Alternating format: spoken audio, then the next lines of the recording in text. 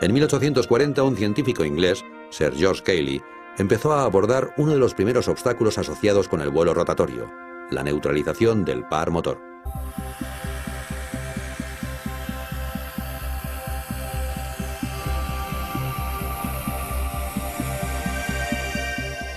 La respuesta de Cayley a este problema fue diseñar un helicóptero con dos rotores situados uno frente a otro. Cada rotor giraría en dirección opuesta respecto al otro para neutralizar las fuerzas de par motor entre los dos. Pero Cayley nunca llegó a construir su aeronave rotativa. Sabía que una máquina de tamaño real basada en ese diseño nunca se levantaría del suelo.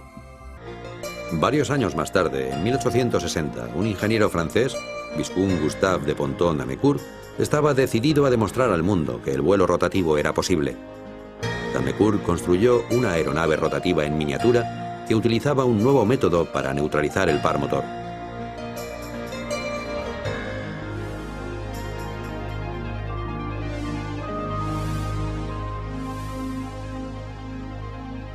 Este método se conoció como método coaxial de control del par motor. Se basaba en dos rotores montados en un eje común. Después de demostrar que un rotor coaxial correctamente diseñado volaría, D'Amécourt diseñó y construyó otra aeronave rotatoria en miniatura. Esta vez utilizó pequeños muelles de relojería como fuente de energía. Este aparato también fue un éxito. D'Amécourt inventó un nombre que ha perdurado hasta nuestros días. Usando las palabras griegas heliko, que significa espiral, y pteron, que significa ala, compuso el nombre helicóptero. El 29 de septiembre de 1907, el pionero francés de la aviación, Louis Breguet, se convirtió en el primero en elevarse del suelo verticalmente. Él y su aeronave se mantuvieron durante 1 minuto a la altura de 2 pies. Breguet no tenía el control de su giroplano número 1 y su aeronave estaba trabada al suelo para mayor seguridad. El 13 de noviembre de 1907, otro ingeniero francés, Paul Cornu, haría también historia en la aviación. Manteniendo una altura de 1 pie durante varios minutos, Cornu se convirtió en la primera persona que se elevó verticalmente en una aeronave de motor sin asistencia terrestre. Fue un vuelo rotatorio real. Sin embargo, el control de la máquina seguía siendo escaso. Aunque hubo muchos ingenieros que siguieron los pasos de Cornu e incluso consiguieron volar durante 7 minutos, todos tuvieron el mismo problema, la falta de control. En 1925, un ingeniero español, Juan de la Cierva, recuperó la idea del helicóptero para desarrollarla. Su invento, un nuevo tipo de aeronave, el autogiro.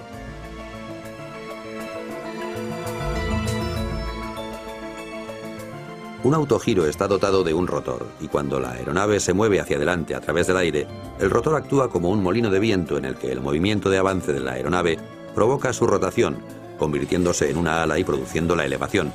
Pero el movimiento hacia atrás del autogiro está producido por un propulsor muy similar al de un avión. Un autogiro, sin tener una elevación demasiado vertical en sus despegues, aunque sí en los aterrizajes, podía mantenerse en el aire gracias a la propia inercia de la rotación, y en muy poco espacio posarse delante de todo el mundo. Esta era una capacidad a la que se recurría especialmente en las exhibiciones aéreas. Este método de aterrizaje está basado en el mismo concepto que adoptaría un helicóptero moderno en caso de fallo del motor. En los años 20, Juan de la Cierva demostró al mundo que para un aterrizaje seguro en helicóptero no era necesaria potencia alguna de motor, ni pista de aterrizaje, solo un espacio suficiente para la nave. La clave de la estabilidad del autogiro de la Cierva fue el descubrimiento de un fenómeno solo presente en aeronaves de alas rotatorias, la asimetría de elevación. De la Cierva tuvo el mismo problema que muchos diseñadores de helicópteros. Sus aeronaves volcaban antes de elevarse del suelo. Esto sucedía porque las aspas de los rotores eran rígidas. Las aspas rotatorias nunca generaban la misma fuerza de elevación equivalente a sus revoluciones, y eso causaba un desequilibrio en la subida.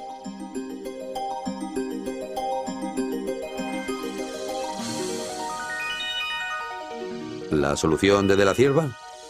Uniendo cada aspa mediante bisagras, las dotó de capacidad para moverse a proa y a popa y arriba y abajo.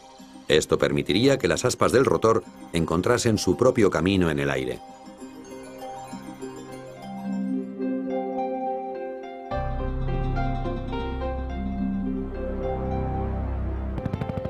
Los primeros autogiros tenían pequeñas alas auxiliares para mejorar el control del aparato, pero estas alas desaparecieron a principios de 1930, cuando se desarrolló el control cíclico de balanceo y cabeceo.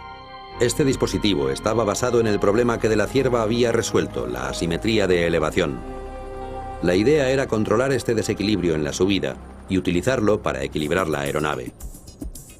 Es el mismo mecanismo básico que permite el control de un helicóptero moderno. Al mover esta palanca giratoria, un mecanismo en la base del rotor altera la inclinación de cada aspa de forma individual durante su ciclo natural de rotación. Cuando la inclinación del aspa es mayor, esta abarca más aire, elevándose. Cuando la inclinación es menor, el aspa se mueve hacia abajo debido a la inferior presión de aire en su superficie. El efecto global del sistema es el cambio en el plano del rotor que permite el control direccional del helicóptero. Así funcionan los helicópteros hoy en día. Los helicópteros modernos también poseen un mando colectivo de elevación. Se trata de una palanca que cambia la inclinación de todas las aspas del rotor simultáneamente.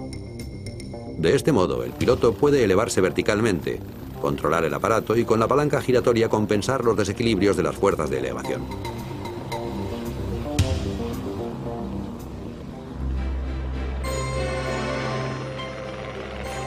Gracias a estos desarrollos tecnológicos de los años 30, el autogiro tuvo un gran éxito. El diario Detroit Press usaba uno para situar rápidamente los reporteros en la escena de los sucesos más importantes. En 1936, un ingeniero aeronáutico alemán, Heinrich Focke, dio al autogiro un enfoque diferente del convencional. Pensó, ¿por qué diseñar una nueva máquina desde cero? Creyó que el fiable autogiro estaba tan cerca del objetivo que retomó el diseño de una aeronave basándose en este. Heinrich Focke construyó el primer helicóptero real del mundo. A pesar de las dificultades que tenía para maniobrar, podía mantenerse en el aire, volar de lado y hacia adelante y detrás. A pesar de todos sus logros, el helicóptero FA-61 de Focke tuvo muy poco impacto debido a que el público estaba ya familiarizado con los aviones y autogiros, hasta que la atrevida y atractiva Hannah Reitz, de 25 años, famosa por ser la primera mujer piloto de pruebas alemana, subió a la cabina.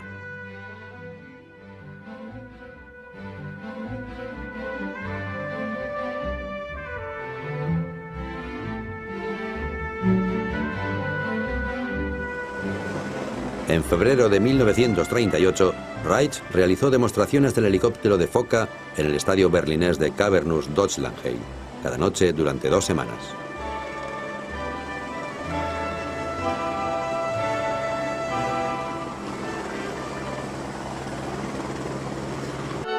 Igor Sikorsky era ya una persona relevante en aeronáutica. En los años 20 había levantado una de las más importantes compañías de aviación del mundo, Sikorsky Aviation. En 1929, la compañía se convirtió en subsidiaria de United Aircraft, lo que dio a Sikorsky la oportunidad de conseguir el sueño de toda su vida, los helicópteros. Durante su juventud en Rusia, en 1909, Sikorsky ya había construido diversos prototipos fallidos de helicópteros, pero en 1931 estaba preparado para retomar la tarea.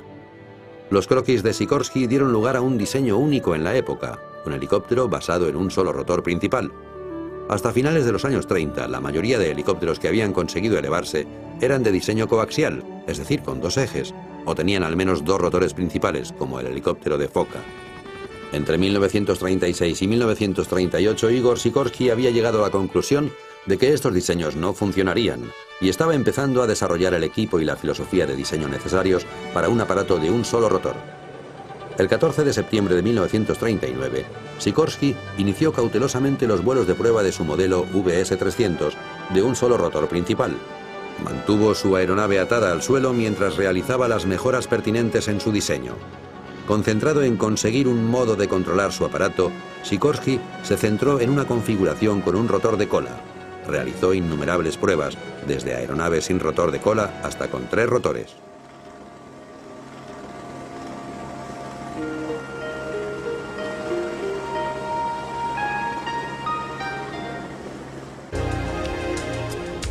El rotor de cola se controlaba, y aún se controla, mediante los pedales del piloto, cuando éste quiere girar el helicóptero a la izquierda, presiona el pedal izquierdo, que disminuye el ángulo de las aspas del rotor de cola, lo que permite que el fuselaje gire hacia la izquierda. Al presionar el pedal derecho, aumenta la inclinación de las aspas del rotor de cola, causando un aumento de su tracción aérea y una compensación de las fuerzas del par motor, de manera que la aeronave gira a la derecha. Para Igor Sikorsky, la creación de este diseño en 1940 no fue una casualidad.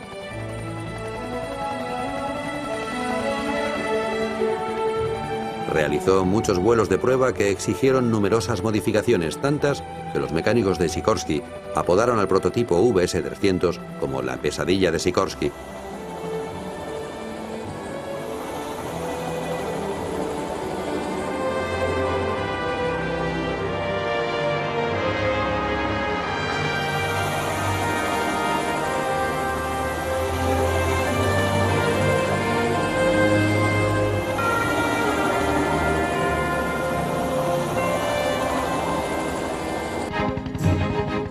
El VS-300 de Igor Sikorsky fue el primer helicóptero que alcanzó el éxito en América.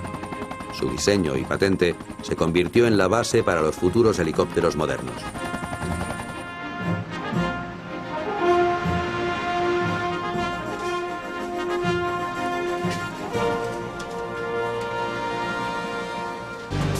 Hacia el final de la Segunda Guerra Mundial, unos 400 helicópteros Sikorsky ya habían salido de las líneas de montaje. Los líderes militares pensaron primero en el helicóptero como una herramienta de exploración, pero el helicóptero demostró rápidamente que era capaz de mucho más. Durante los últimos años de la Segunda Guerra Mundial, muchas víctimas fueron rescatadas de lugares solo accesibles en helicóptero. Los militares estaban impresionados por el potencial de salvar vidas de esta nueva máquina. El helicóptero había demostrado que podía ser una aeronave realmente útil, un ángel de la guarda de hélices rotatorias. Con los años, se convertiría en eso y mucho más, tanto en tiempos de paz como de guerra. Los pioneros del helicóptero tuvieron todos una cosa en común. No había un camino a seguir. La mayoría de los primeros diseños estaban basados en la intuición.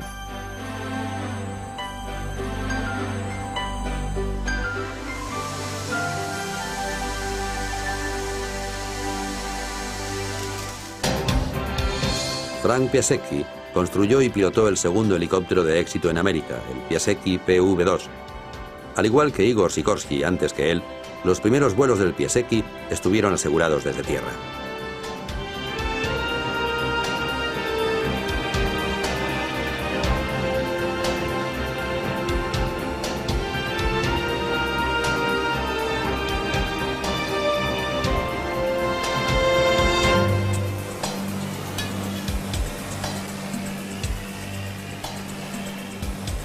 El helicóptero Piasecki PV-2 evolucionó hasta convertirse en una aeronave totalmente controlable. Igual que les ocurrió a otros pioneros, el perfeccionamiento de la máquina supuso meses de trabajo. Además de estar tratando con una máquina nueva y desconocida y con complejos retos tecnológicos, reunir los fondos necesarios para su desarrollo no fue tarea fácil.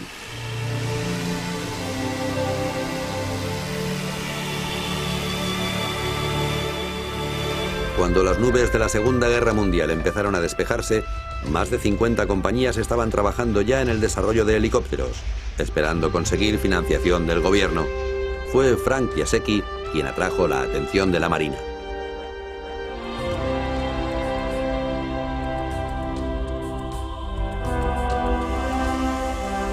Piasecki construyó diversas variaciones de helicópteros de 2 rotores. Poco después de la Segunda Guerra Mundial, ya los utilizaban Marina, el Cuerpo de Marines y los guardacostas. Sin embargo, hacia agosto de 1950, las Fuerzas Armadas se encontraron con la desesperada demanda de cientos de helicópteros en una guerra que nadie esperaba. Los helicópteros eran usados para evacuación médica y empezaron a utilizarse en el rescate de pilotos que habían sido abatidos más allá de las líneas enemigas. Al principio, la mayoría de helicópteros en uso eran del modelo PV-3 de Frank Piasecki, vulgarmente conocidos como las bananas voladoras. También se usaban los helicópteros S-51 de Igor Sikorsky. Sin embargo, para desempeñar funciones de evacuación médica, se requería un helicóptero ligero y más pequeño.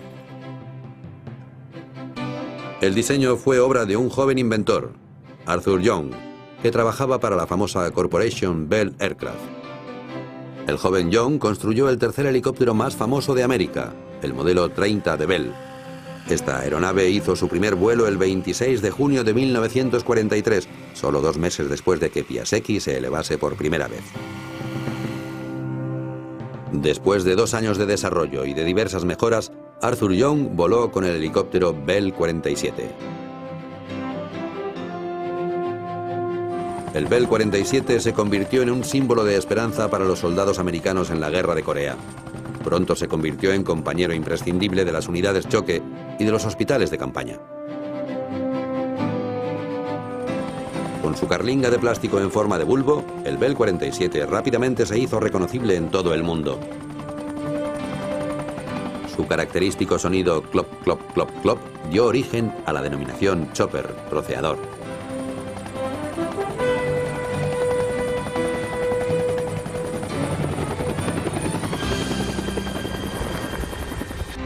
En 1953, la Guerra de Corea había terminado. Los helicópteros pronto se convirtieron en algo más que máquinas de exploración y rescate. Llegaron a ser un arma de guerra en un conflicto que fue conocido como la Guerra de los Helicópteros. En la práctica, todos los helicópteros utilizaban motores de pistones que, debido a su peso y dimensiones, resultaban poco estables y resistentes. Al aumentar de tamaño, estos motores ocupaban demasiado espacio en la aeronave y a duras penas podían elevarse a sí mismos con la carga necesaria para el vuelo. En consecuencia, los militares adoptaron el motor de turbina. Se trata de una fuente de potencia que en los años 50 se encontraba aún en fase experimental. En los años 60, después de una serie de mejoras, el motor de turbina se fabricaba ya masivamente.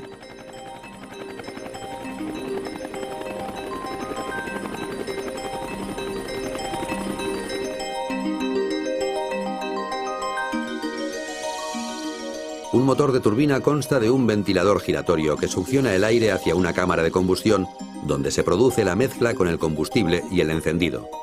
Con la combustión de carburante, se generan gases calientes que se dirigen a la turbina, provocando que gire. Una barra de tracción conectada a esta es responsable del giro del rotor, y otros dispositivos adyacentes como la caja de cambios del rotor de cola o los generadores de corriente. El helicóptero de turbina fue el símbolo de la guerra de Vietnam. El Bell HU-1, más conocido como Huey, un apoyo inventado por los pilotos militares, basándose en las iniciales del helicóptero. El vuelo de estas máquinas durante el combate exponía a graves peligros tanto a pilotos como a aeronaves. Durante el rescate de soldados heridos, a menudo en las líneas enemigas, los helicópteros se convirtieron en grandes objetivos móviles para el enemigo. Sin embargo, nada era más apreciado por las tropas americanas que luchaban en zonas pantanosas o parajes similares que el Bell HU-1. El Huey era considerado un ángel de la guarda, una de las máquinas de guerra más respetadas.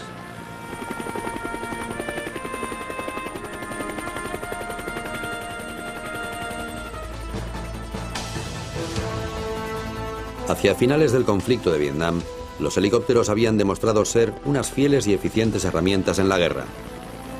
Pero pronto se vería que la función más esencial del helicóptero era el rescate, incluso en tiempos de paz.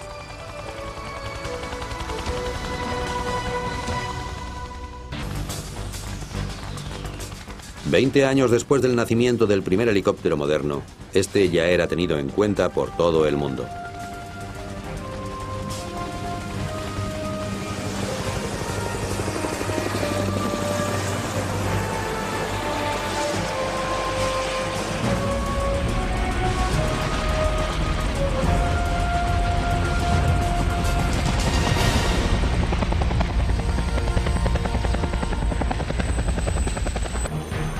La última tecnología en helicópteros puede encontrarse en varias máquinas militares, como el Boeing Sikorsky Comanche.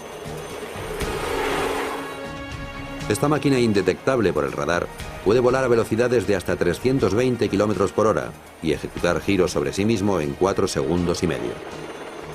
El Comanche es capaz de volar lateralmente o hacia atrás a 112 km por hora, mientras el piloto usa su radar de última generación o los sensores de infrarrojos. En segundos, los ordenadores del Comanche pueden detectar una posición de batalla a millas de distancia seleccionando todos los objetivos enemigos, incluidos tanques, camiones y otros helicópteros. Mientras muestra los objetivos para su identificación por parte de la tripulación, el sistema selecciona el arma más adecuada para neutralizar cada blanco, ya sea utilizando sus propios sistemas de armamento o enviando información codificada a otros comandos aéreos o terrestres.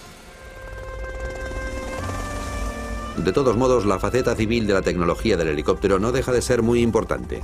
Los helicópteros están siempre preparados para nuestra seguridad y beneficio.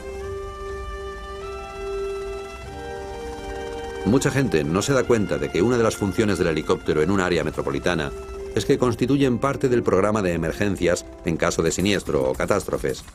Los helicópteros pueden llegar a cualquier zona para ayudar a la comunidad, y lo que permite además considerarlos como servicio comunitario.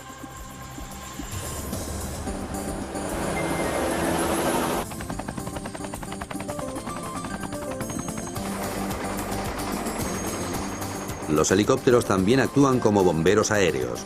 Pueden acceder a suministros de agua pequeños mucho mejor que los hidroaviones. Estos monstruosos helicópteros grúa Ericsson pueden aspirar en muy poco tiempo más de 7.500 litros de agua y posteriormente lanzarla con gran precisión sobre el área afectada. Por otra parte, sin estas grúas aéreas, muchos proyectos industriales tendrían un coste superior en millones de dólares. Su impacto ambiental es mínimo, ya que no es necesario construir carreteras para trasladar materiales de construcción. Los helicópteros grúa Ericsson son de gran ayuda en la construcción de líneas de alta tensión, transporte de leña y traslado de maquinaria pesada. Esta unidad es uno de los primeros helicópteros no tripulados desarrollado para la policía y el ejército. Este Sikorsky Rotorcraft lleva un solo rotor principal protegido en el centro de la aeronave. Puede desempeñar gran variedad de funciones, incluyendo la filmación en directo y la transmisión a una estación base segura y aislada. Los helicópteros no tripulados pueden convertirse en algo común en un futuro próximo.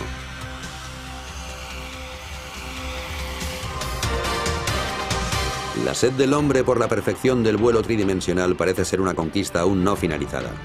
Pero sea lo que consigamos en el futuro, el helicóptero será siempre nuestra fuente de inspiración. La característica que hace único al helicóptero es el hecho de que ha podido ser vivido por el hombre, cosa que se había considerado como un sueño hasta ahora. La capacidad de despegue y aterrizaje vertical y la habilidad de mantenerse en el aire sin moverse es algo que solo el helicóptero puede ofrecer a la humanidad. Igor Sikorsky solía decir que es interesante que todas las primeras leyendas del vuelo, el caballo alado, las alfombras voladoras, los tronos voladores de China, tengan una cosa en común: no necesitaban un aeropuerto. En todos los casos eran máquinas de despegue y aterrizaje vertical.